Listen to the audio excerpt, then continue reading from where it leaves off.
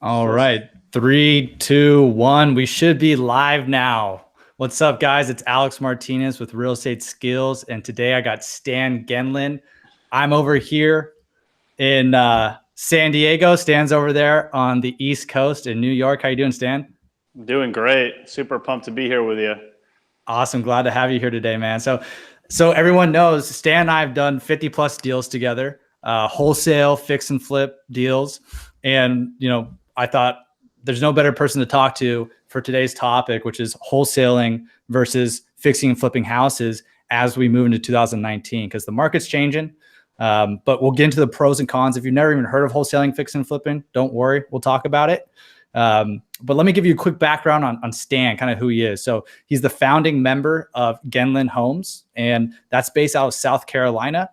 And they do acquisitions, fix and flips, wholesale deals, and actually have gone to subdivision development, bigger and bigger deals. And so since 2012, Stan's definitely done over more than 70 million in real estate deals, which is pretty awesome. So wanted to bring Stan today. He's someone I go to. We talk about this real estate stuff all the time. So we thought, hey, why not bring it to everyone else, share the knowledge we have, talk about wholesaling and fixing and flipping. Yeah, super pumped to be here. I think this is such an important topic to talk about.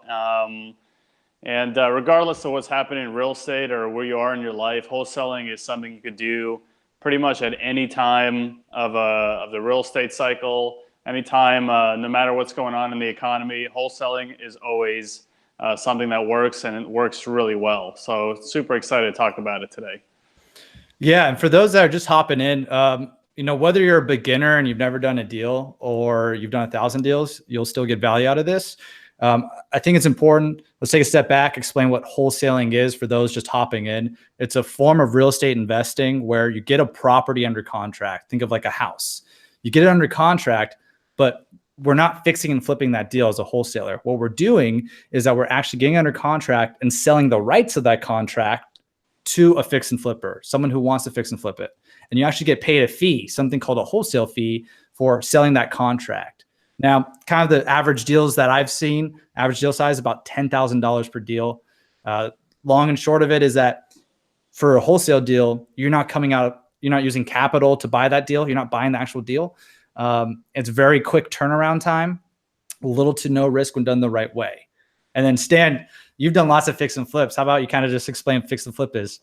Yeah, fix and flips is essentially you buying a house and you doing some sort of repair on it. Usually it could be anywhere from just carpet and paint to a full renovation where you're bringing the house down to the bare walls and starting from scratch and then selling it for a profit on the market.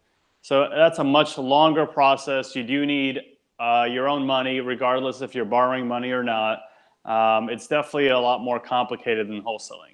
And like you mentioned, even though we have gotten into a lot more complicated deals, something we never, ever give up, regardless of what we're doing, is wholesaling. That's always something we keep in our tool belt, and we'll probably always wholesale because it's just the best and easiest way to make money in real estate. Absolutely. I completely agree with you. And so with wholesaling and fixing and flipping, it's something that there's that quick turnaround time. There's little to no risk. And Stan, you and I have both seen too. We've probably both seen companies that solely focus on fixing and flipping, and then they can run into cash flow issues because when you fix and flip a house, it could take 3 to 6 months for this house to sell, and then you get paid a lump sum payment. But you're not getting paid from a fix and flip deal until you sell that actual house. Right. So those deals take months and months. They are usually larger profits than a wholesale deal. But wholesaling, like Stan said, is something you always want to be doing, and that you can be doing in an up market, in a down market, in a neutral market, because we're not actually buying the actual house. We're wholesaling it. We're getting under contract, selling that contract. And there's always going to be sophisticated investors around that are making money in an up and down market, fixing and flipping houses. They can always wholesale to, right? Exactly. Yeah. But like you said, any type of market, you could definitely wholesale. Like even now, it's a very uncertain time. There's a lot of things happening in the economy and real estate. It's going up, it's going down.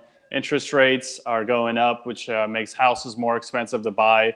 But wholesaling works perfectly fine today, just like it did a couple of years ago when the market was running up. So it works in any type of market. Yeah. And I think there's lots of pros about wholesaling. I love it. I lean towards it more than fixing and flipping.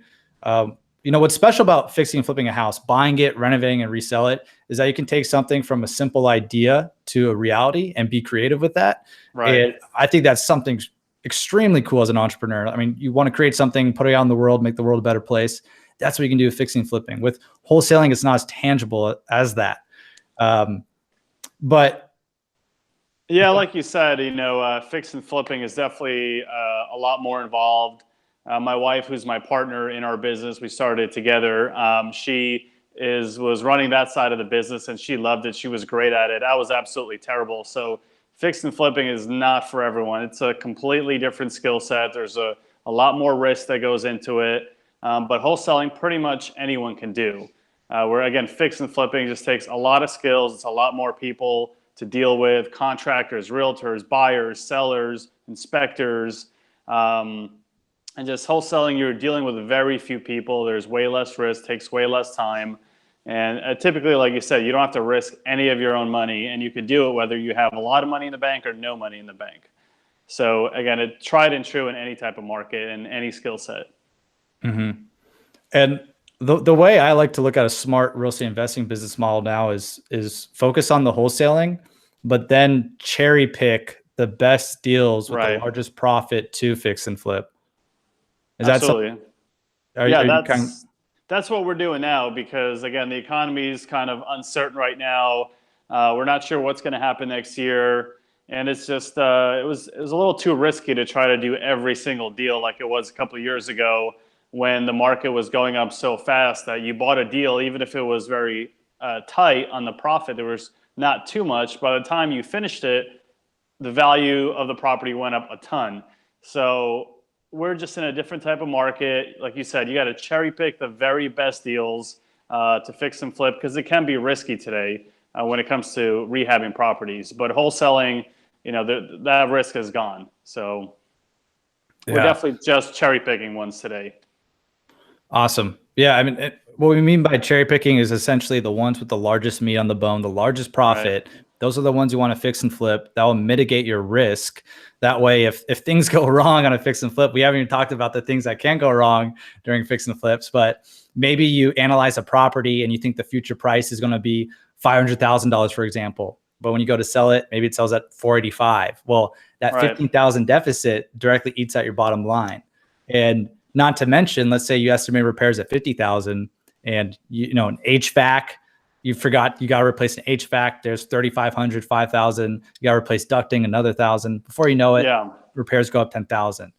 And that's kind of like you're talking about. That's a scary thing about rehabbing. There's a lot of things that can happen in that longer period of time that you can't control. Like this year was almost a perfect storm of things that can go wrong for rehabbers. The cost of supplies went up tremendously. The cost of labor to do the work went up a lot. Interest rates went up, so home prices went down. Inventory went up, so home prices went down. So all these different things were happening. And if you're doing a 6-month project, there's just no way you can get out of it fast enough sometimes to take that little bit of a loss when these things change. I mean, a small increase in interest rates, I think reduces like the value of a house by 3%. And like you said, on a $500,000 house, that's $15,000. And there's just nothing you can do at that point. The house is now just worth $15,000 less all of a sudden if interest rates went up just a quarter of 1 point. And that happened 4 times this year, and it's supposed to happen a couple times next year too. So yeah, that's what they're saying, 2 or 3 times, probably an increase next year. Awesome. And for people that haven't studied the real estate markets, it's cyclical. It goes up and it goes down, and the Fed corrects things. But you can make money in either market. It's just you need to understand that real estate is not always just going to appreciate constantly forever. It is cyclical. It will always go up and be linear over time, but there are up and down markets. Doesn't mean you need to be afraid to get into real estate. You just need to educate yourself and protect yourself and understand that. And I think I like studying the history of real estate. I think it's fascinating. I think it's really, if you want to get into real estate, it's something important to understand. Absolutely. Because right now, I mean, Stan, you and I have been talking when the market's been going up for a long time. We're like, it's going to correct itself sooner or later. Like, we know it's going to happen. Right. Yeah, because essentially every time the value of housing goes up, fewer and fewer people can afford that same house. So it keeps going up to a point till few people can afford your basic house, and then the prices have to come down because less people are buying. So like you said, as supply goes up, the demand goes down. There's more supply, so the values go down. It is cyclical, but it is very, very local. Sometimes values won't go up over time. You know, like the example probably everyone knows of Detroit, where all the companies, all the jobs have left, so values have gone down and down and down. Or like where we started our business in South Carolina, when the market was going down, all these companies were moving to the area, and so home values were stable or going up when the rest of the country was going down because all these jobs were created. So you really need to understand what's happening in your area if you are going to fix and flip, because real estate is very localized too. Absolutely. And that's one of the biggest things I've learned from Stan. I've learned a lot from Stan, but his ability to do research and research local markets. And I definitely admire you for that and your research to go in. Because I've asked you, like, well, how would I go about researching that exactly? And you're like, I just use Google. Yeah. I mean, it's not really that hard, but it just really takes an understanding of, you know, what happens when companies move to an area, what happens when companies leave area. You know, technology is changing, so certain types of industries are going away. Like when we moved here to New York a week and a half ago, and I'm walking around, retail is just empty all over the place. I mean, online retailers are just killing all the regular stores, and it's wild. You're walking around New York and there's empty storefronts everywhere, and there's basically restaurants, and then there's medical places, and that's it. No one's walking around and shopping and buying average, you know, your everyday things. Everyone's just ordering on Amazon. So you really just need to understand what's happening in technology and your local market. There is a lot to it. And that's more important if you're fixing and flipping. When you're wholesaling, because you're in and out so quickly, very few things will change in that, you know, 1 to 2 week time period. So you don't really need to have that much local knowledge when you're wholesaling. That's why it's so great for anybody from beginners to experts. Yeah. And I mean, especially as a beginner, I mean, Stan, I've worked with people, help people to start wholesaling, and within 3 weeks, they've been able to do their first deal. And you can't really do that to fix and flip. No matter what, you got to buy it, raise the capital, renovate it, resell it. Don't get me wrong. There's probably been successful beginners doing fix and flips their first time. But if you want to get started in real estate and you want to actively invest and make active income from real estate, then I highly recommend wholesaling to get started in that, because not only there's no risk, virtually no risk when doing it. You don't need capital. You can literally start with $0. And then also, there's no risk, like I mentioned, but the quick turnaround time, right? Right. And so one more point is that if you want to get into fixing and flipping, one of the things that I think people kind of brush over is that when you wholesale a deal, you wholesale and sell that house to a fix and flipper. And so you can learn the whole entire process of fixing and flipping from that fix and flipper that bought your deal, that paid you. You can get paid to learn. You can check in on that deal, see how it's doing. You could get the numbers from the fix and flipper in the beginning of what their estimated ARV, their future sales price will be, what their estimated repairs will be, where they're buying it at.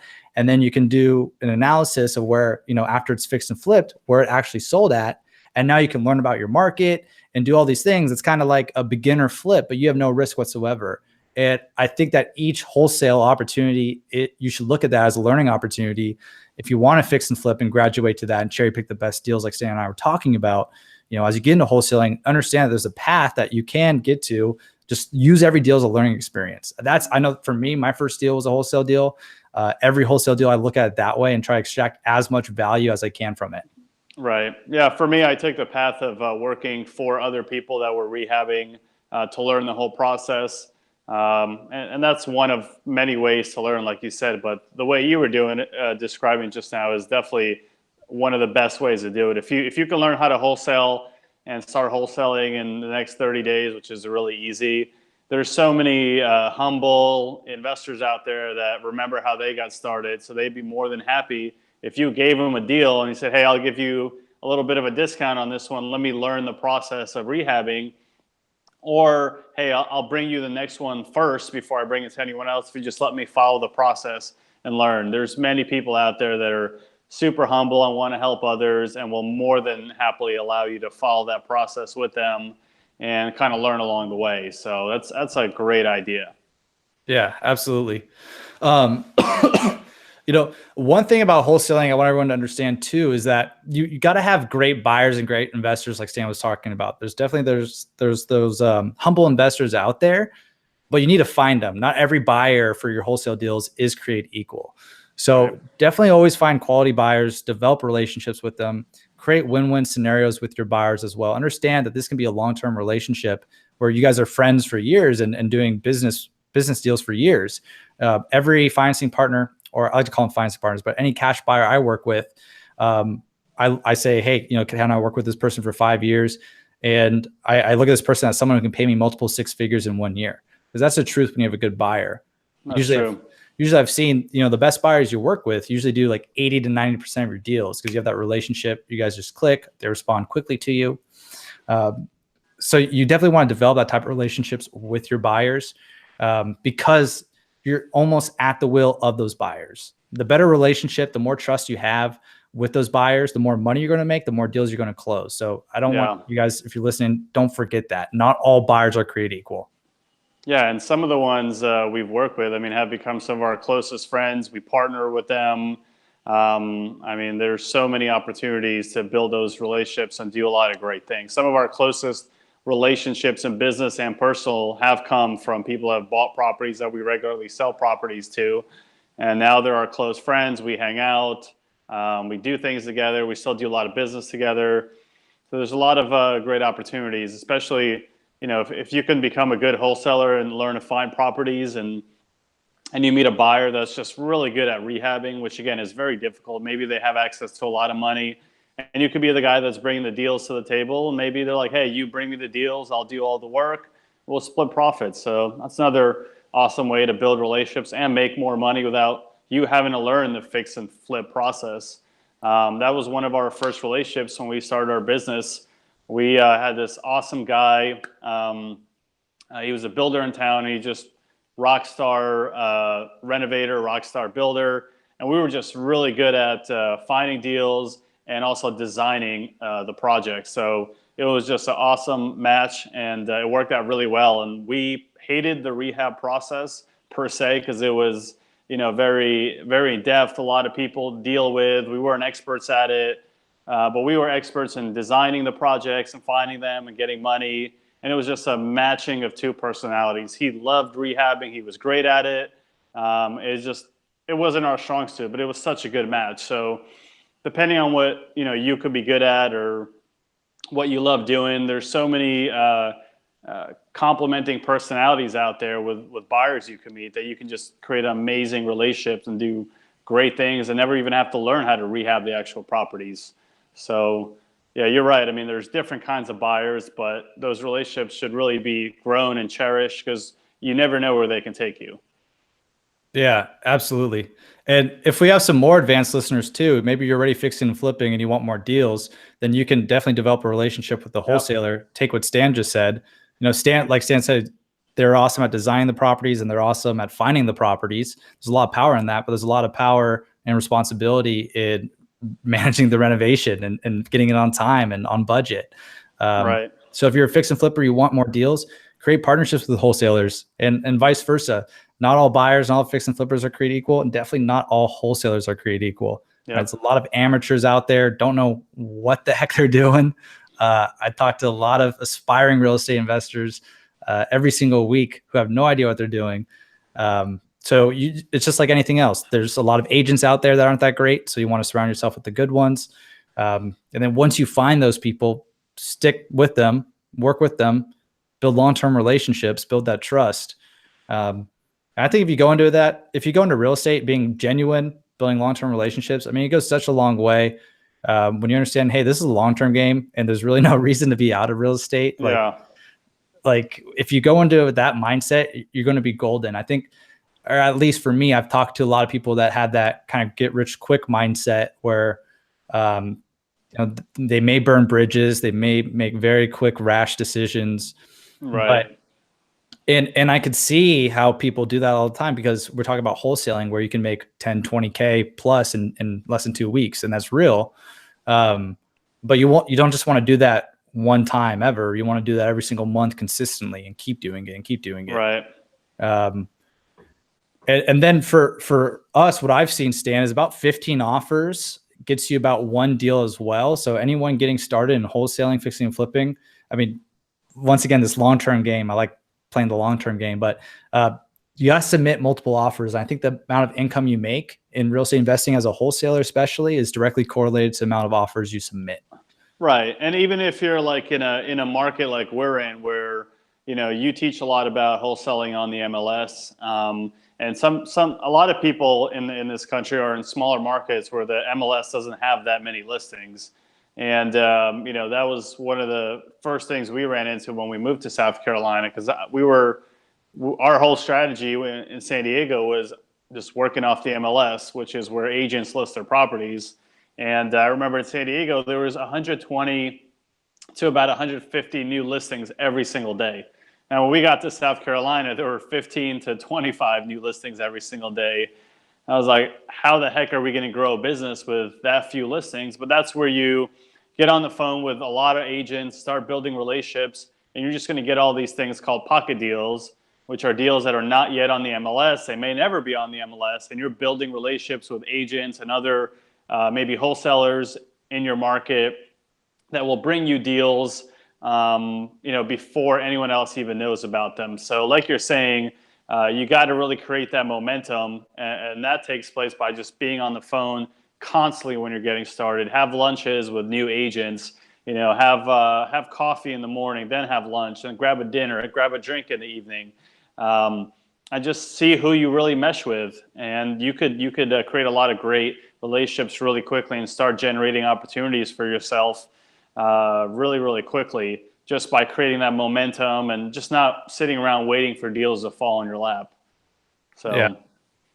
And I want to repeat what you said, the developing of relationships, being on the phones as much as you can in the beginning, create that momentum. Because what I've seen, what I like to call it, Stan, is a snowball effect, in that like the first 3 to 6 months, if you're starting on the MLS, getting deals off the MLS, or wherever you're in a new market, you're starting wholesaling, that 3 to 6 months, I mean, it's a grind. You're getting started, you're creating that momentum. Yeah. But after 3 to 6 months, like Stan said, you're going to have agents contacting you with pocket deals, off market deals. And that's all, like, going back to the long-term mindset thing. Like, if you understand that, put in that work initially, you will get those extra benefits added on. But it's called the snowball effect, because in the beginning, you don't see that snowball going down the hill, getting bigger and bigger. It's really, really small. But then that momentum happens, and now you're getting deals. And so I have some students that have, 3 to 5 agents calling them a day now with potential deals, either on market. They have some information about a deal, or off market. But it's real, it's tried and true.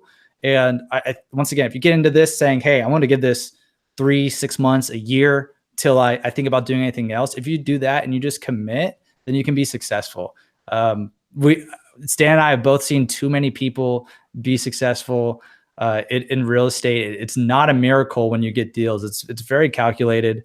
And a lot of times it could just be about, simply timing. Like we're talking about talking to agents. Like, for instance, I'm walking around here and I pass 4 or 5 different restaurants where they're trying to, get me in. They're standing outside, like in San Diego downtown. Hey, come have dinner here. Well, I'm not that hungry, but I pass by that 5th restaurant, and now I'm hungry and I go in and eat. Did they do something special, to get me in? No, I was just hungry at the time. And a lot of times it's the same thing with deals. You just call an agent and they just happen to meet with the seller, and now you're calling them on the phone and they're going to tell you about it before they've even had a chance to list it. That's happened so many times. That's why it's so important to just be on the phones constantly when you're first getting started, because you never know where a deal can come from, right? You might call an agent that sold 1 house last year, and now they just got their second one, and it's a great deal for you. You never know.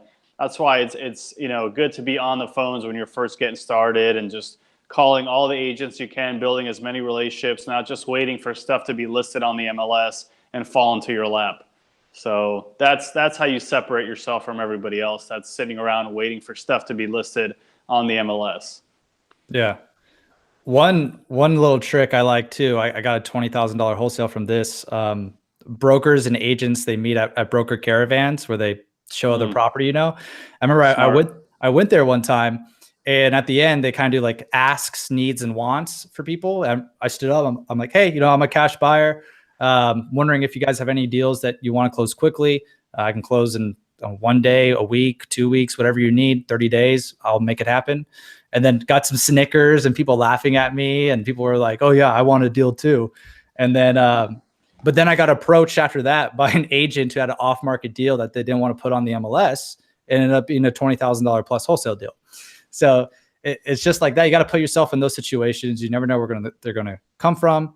When we talk about being on the phones, we're asking about deals. We're asking people if they know about any deals coming up on the market. We're asking, hey, does this price work? If not, what price does work? Right. And Stan, you're one of the people that say, hey, you got to ask for what you want in life, right?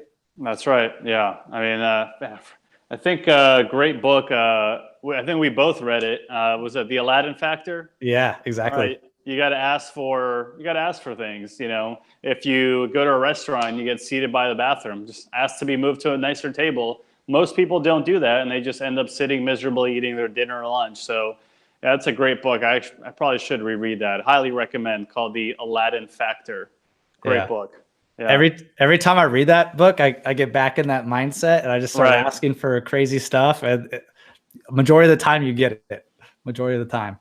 Yeah, it's wild. I remember when I first read that book, and I would go to have lunch with a guy I worked with when I first got in real estate, and he would always ask, hey, do you have anything for free? Can we do buy one, get one free on this slice of pizza? And he would always get free food. I was like, what the heck? So it absolutely works. Yeah, I got to reread that right away. I'm so happy you brought that up. Yeah, man, it works. Quick side note, I did that with my brother on a plane one time. We both wanted drinks on an airplane, and I said, hey, watch this.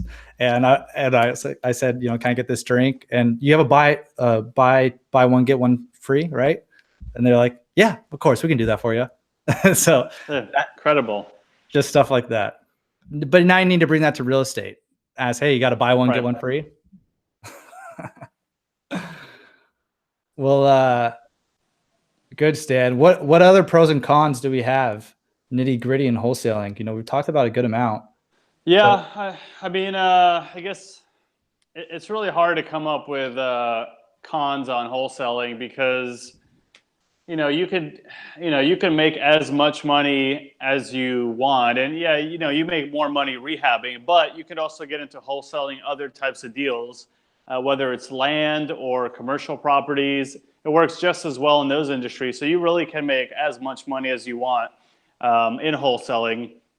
Now, you definitely should graduate up to that, or if you could start right into commercial or land and just learn that first. That's something we graduated into about 2 years ago. Now we sell a lot of land to builders, and that works really well for us. So there's a lot of opportunities in wholesaling. Can't really think of any cons.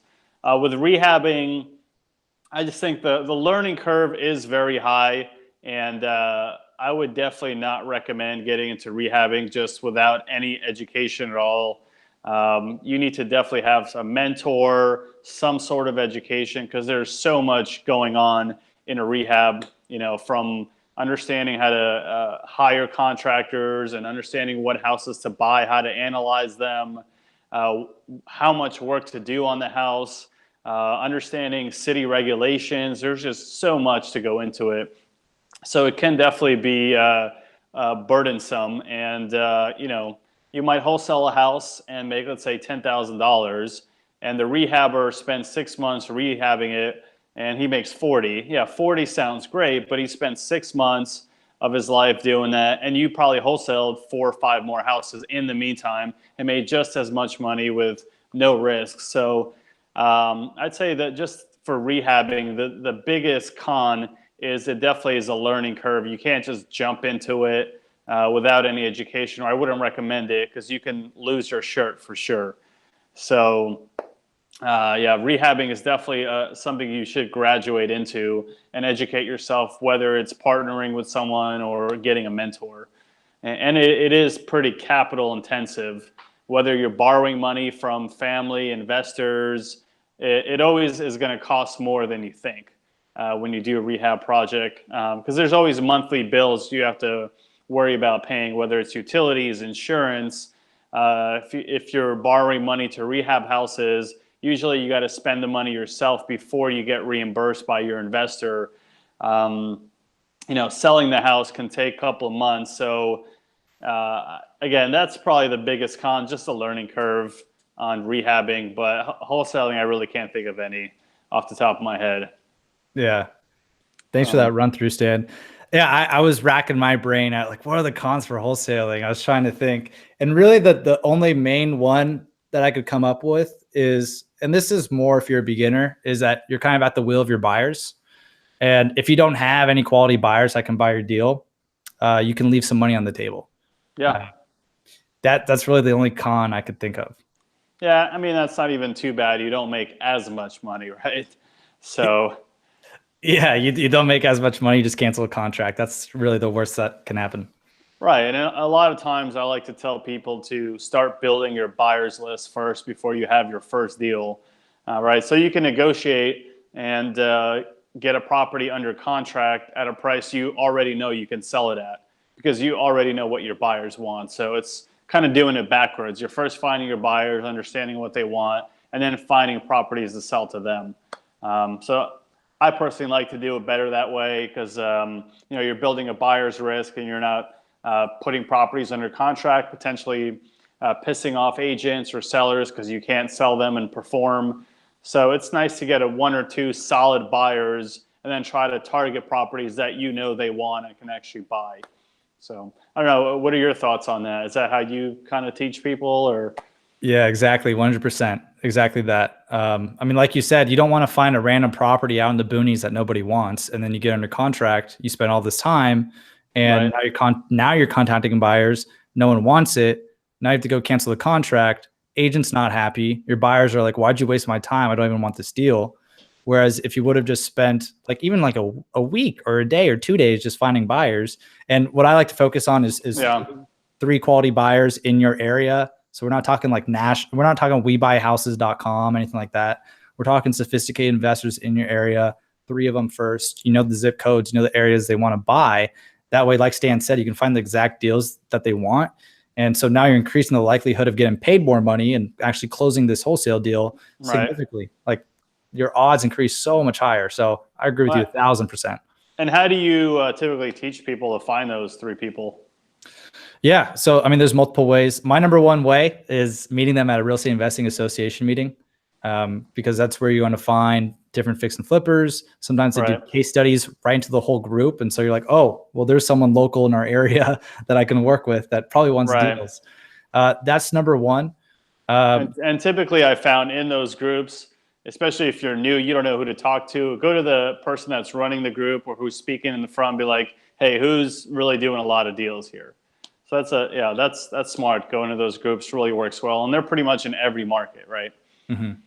Yeah. So every market that, I got some videos on YouTube on how to find buyers in 1 minute or less, just because I was kind of frustrated and heard so many people saying that they couldn't find the buyers for their deals. Saw something called a Google Ninja trick, where you type in keywords that a motivated seller would want to type in, like smart. Sell my home fast, Fort Mason, for example. Sell my home fast, Fort Mason. If you lived in Fort Mason, that city. So you type that in, and now a sophisticated investor will blog about that topic because they want motivated sellers to find that, or they have ads for that. And now you can just go to their website and give them a call. Their phone number is right there. Now, sometimes there's smart wholesalers that have the website, so you need to filter through. But if you just do that, you spend an hour doing that, you'll find more than enough buyers that you need for your particular area. That's smart. Yeah. Okay. Yeah. I'm actually going to take that one. That's a really good idea. I like it. And what was the third way? Third way, I like if you're just driving around and you see other bandit signs, just calling those bandit signs. That's smart. Yeah, just doing that, keeping it simple. What about you? You got any others? Typically, I like to take phantom properties that I may or may not yet own and post them for sale on Craigslist or on Bigger Pockets or on Facebook groups for local investors. And people will reach out to me and like, oh yeah, it's already under contract, but now I got their contact info, and I'm starting to build my buyers list that way too. So that works really well. If you post just a juicy deal online. I know it's a little bit deceptive, but hey, it's one of the best ways to kind of meet new buyers, because you're putting out a really juicy deal out there, and all the good people are going to bite on it. So it's a really quick way of building a list. So boom, golden nuggets right there. Yep. So Stan and I, we get a lot of people reaching out to us, asking questions, things like that. We don't want to hear that finding buyers is one of your main issues after that little talk we just had. Yeah. Yeah. And so also, probably, Stan, I've surveyed close to 1,000 people in 2018 and some in 2017. Another main issue for most people, that what they say is their biggest obstacle to get in real estate investing is capital too. So I'm happy we're able to talk about wholesaling and make it very clear you don't need capital to get started in wholesaling. So I'm sure you've seen this too, Stan. Like, sometimes if you want to be a real estate investor and even an entrepreneur, and you haven't taken action yet, 6 months, 12 months, whatever it is, you may need to look yourself in the mirror and say, hey, I keep making up excuses and come up with different obstacles, because these obstacles aren't really that big when it comes to real estate investing. And I think that anyone that wants to be an entrepreneur, that wants to be a real estate investor, there's going to be stuff that comes up all the time. And like we talked about, like, you need to be a professional problem solver. And if you have questions being an entrepreneur or investor, and you find people to talk to, mentors, whoever it is, go network. And also just use Google, man. Like, use Google for questions you have. And if you go into that with real estate investing with that tenacity and that ability to learn, constantly learn, and you understand that, hey, I'm going to be a professional problem solver, as long as I'm a real estate investor, entrepreneur, wholesaler, you're going to go a long, long way. Yeah, and I'd say probably the people that are watching out there that are, having the toughest situations in life should probably be the most motivated to get into this. Whether it's, you grew up broke, parents couldn't afford college, you're just kind of working a dead end job, or you have kids that are sick, or any other health problems in your family, or you need money for something urgent. I mean, you can make a lot of money doing this in 30 days. And you could really solve a lot of your problems pretty quickly. So, I mean, I would definitely urge those people that are watching that have, that fire to solve some serious issues in their life, whether, Christmas just went by and you couldn't afford to buy your family anything, or your girlfriend or spouse or whatever, or, you're kind of suffering through the holiday season from being sick. I mean, wholesaling can definitely solve a lot of people's problems very, very quickly. And I'm hopefully those people are fired up enough to reach out to you or just learn how to get started immediately. Because again, you can make $5, $10, $20, $30,000 in the next 30 days.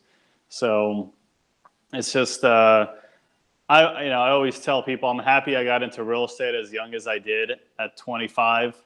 But I wish I got into it at your age. You were 18, 19? Yeah, like 19, 20. Yeah. Yeah. So, I mean, it's, I went to college. I wish I didn't, because I didn't end up using it wisely. But if I knew about real estate that young, I probably would have started and skipped college.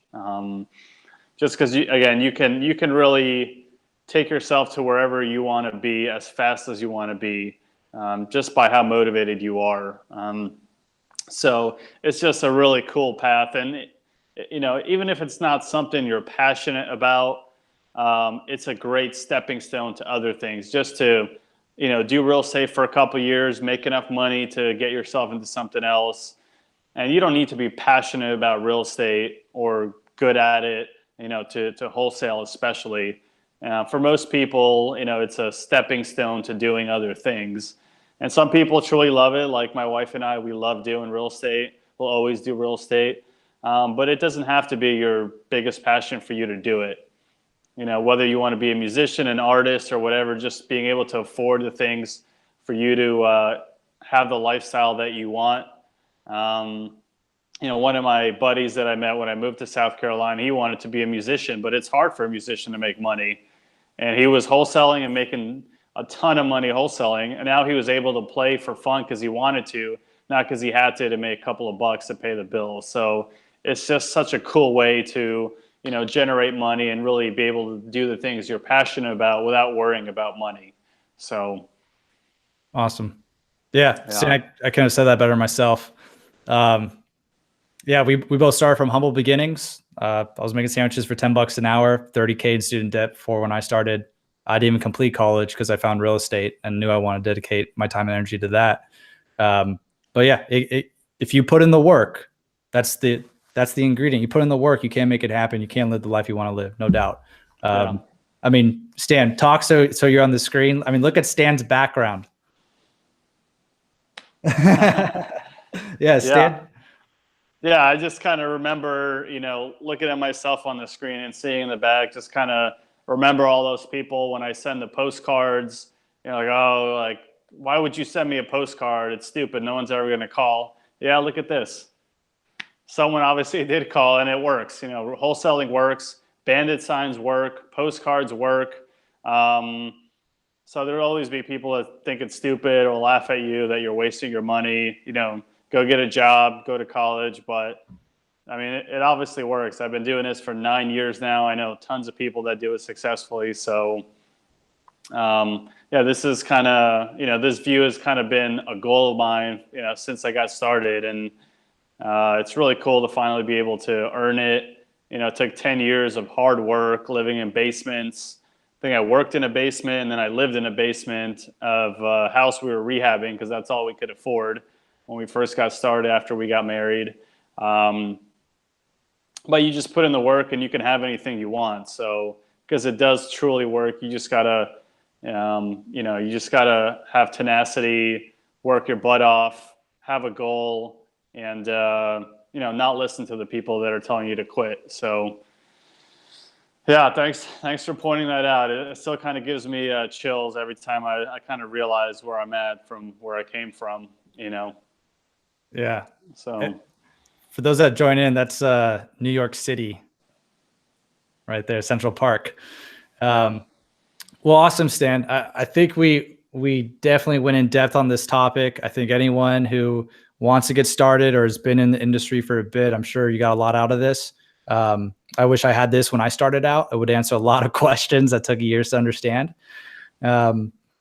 So yeah, just a recap, guys, went through the pros and cons of wholesaling, fixing and flipping real estate. If you guys enjoyed this, let Stan and I know. And in the description, I put some of Stan's contact info. But Stan, I mean, do you want to mention where they can reach you at? Yeah, mainly on Instagram at Stan Gen9 Instagram. That's probably the best way to reach me. And just follow me on Instagram. I'll be posting videos and content myself along with Alex. And we'll probably be putting out a lot of content here in 2019. So I'm really pumped to be working with you, Alex. Yeah, you too, man. It's a relationship, 5 years in the making now? Like 6 or 7. Time. Yeah. Who's counting? That's right.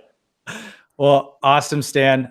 Pleasure to have you on here. Happy to have you as a friend, as a business partner as well. For everyone who's on here, this is Real Estate Skills. You can find us at realestateskills.com. We just talked about the pros and cons of wholesaling, fixing, and flipping for 2019. I think you saw that the future is still definitely bright, that if you work smarter, not harder, you can still make money from fixing and flipping, but that wholesaling probably has a lot more pros than the con side of things, as we talked about. So I'll put this recording up so everyone can listen to it who wasn't here live. For those of you that were live, thanks for coming here. Thanks for hanging out. Let us know if you enjoyed it. Check out Stan on Instagram. And check me out too. I'd love to follow you back and answer any of your questions. I'll see you, Stan. All right. Later.